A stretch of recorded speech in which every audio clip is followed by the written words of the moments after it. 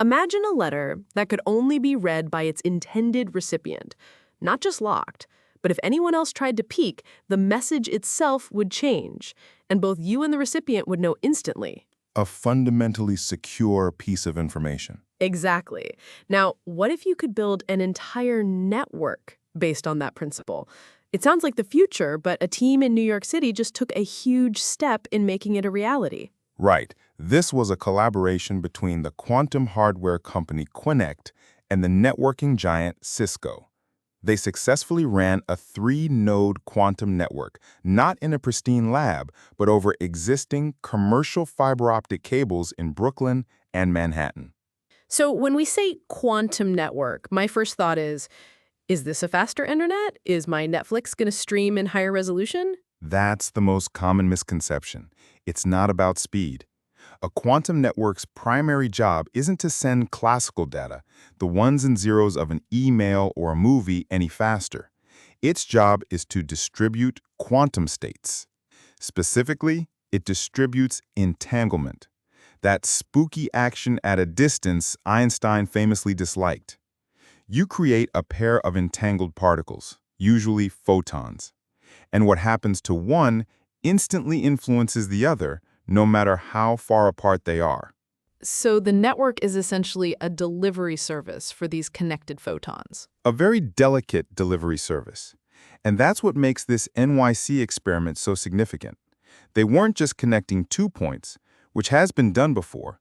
They connected 3, using a critical technique called entanglement swapping. Okay, entanglement swapping. That sounds complicated. Break it down for me. Imagine your 3 nodes are Alice, Bob, and Charlie.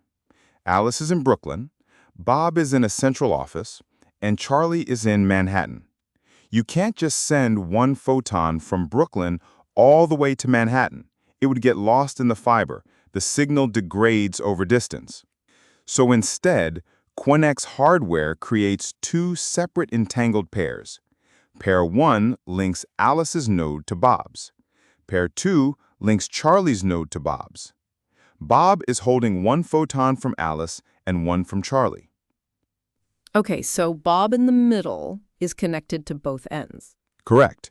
Now, at the Bob node, a special quantum measurement is performed on the 2 photons it received. This measurement, called a Bell state measurement, effectively swaps the connection. It breaks the initial 2 links and forges a new one directly between the photons held by Alice and Charlie. Crucially, the particles at Alice's and Charlie's end are now entangled with each other, even though they were never in the same place and never interacted directly. Wow, so it's like a quantum relay race, but instead of passing a physical baton, you're transferring a metaphysical link from one runner to the next. Alice and Charlie become connected because of what happened to their partners in the middle. That's a fantastic analogy. And it's the fundamental building block for a scalable quantum internet. A simple 2-node link is a phone call. A 3-node network with swapping is the first switchboard. It proves you can build a true network, not just a single link. And they did this over deployed fiber. Why is that phrase so important? Because it means they use the same kind of fiber optic cable that's already in the ground providing our current internet. This isn't a custom-built, perfectly isolated tube in a lab. It's dark fiber.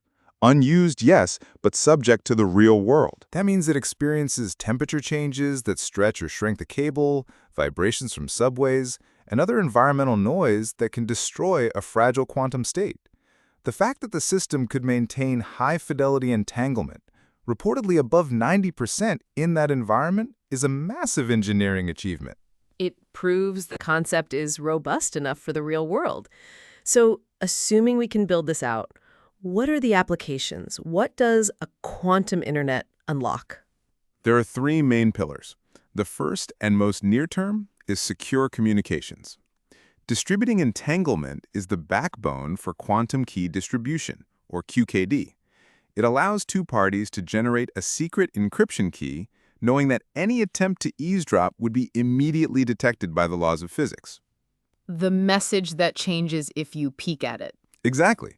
Think of secure links between banks, government agencies, or data centers. The second pillar is distributed sensing.